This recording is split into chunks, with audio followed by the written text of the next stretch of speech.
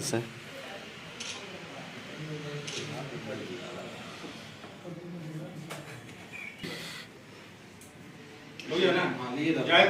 Phone नीचे कर लो भाई, कितना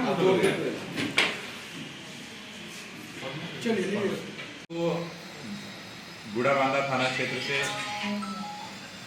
गिरफ्तार किया गया है, जो कि वांछित थे बूढ़ाबांधा के एक कांड में और धालबुनगढ़ के एक कांड में।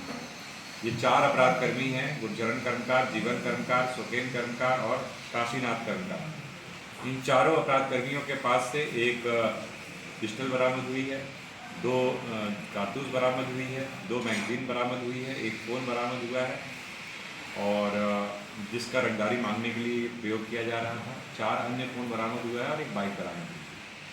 बेसिकली इन चारों के द्वारा पिछले कुछ समय में मूसाबनी, धालबुनगढ़, बूढ़ाबांधा इन थाना क्षेत्रों में रंगदारी मांगने का प्रयास किया जा रहा था।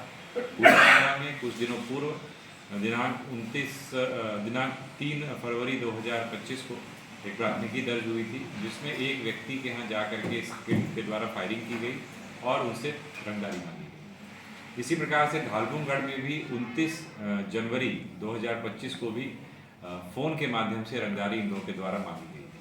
ये दोनों ही मामले पंजीकृत हुए और उसके बाद उसका अनुसंधान पुलिस अधीक्षक ग्रामीण के निर्देशन में किया जा रहा था, जिसमें कि DYSP, सर्कल इंस्पेक्टर और थाना प्रभारी बूढ़ाबांधा और धालबुनगढ़ शामिल थे और इन लोगों के द्वारा कार्रवाई करते हुए त्वरित कार्रवाई की गई और इन चारों अपराध कर्मियों की गिरफ्तारी की गई है।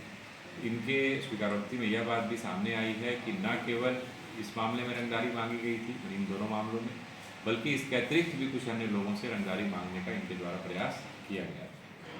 उसका भी हम लोग पूरी तरीके से सत्यापन कर रहे हैं। तो एक प्रकार से एक नया गिरोह कैसा कह सकते हैं कि ग्रामीण क्षेत्र में पनपने की कोशिश कर रहा था, जिसकी गतिविधियों पर शुरुआती दौर पर ही पूरी तरीके से रोक लगाई गई। इसमें अगर हम बात करें गुरचरण कर्मकार की, तो ये 2021 के बूढ़ाबांधा के एक मर्डर केस में जेल जा चुका है और कुछ महीनों पूर्व ही वो जेल से छूट के बाहर आया। नहीं है, लेकिन रंगदारी उनके द्वारा लगातार मांगी जा रही थी, धमकी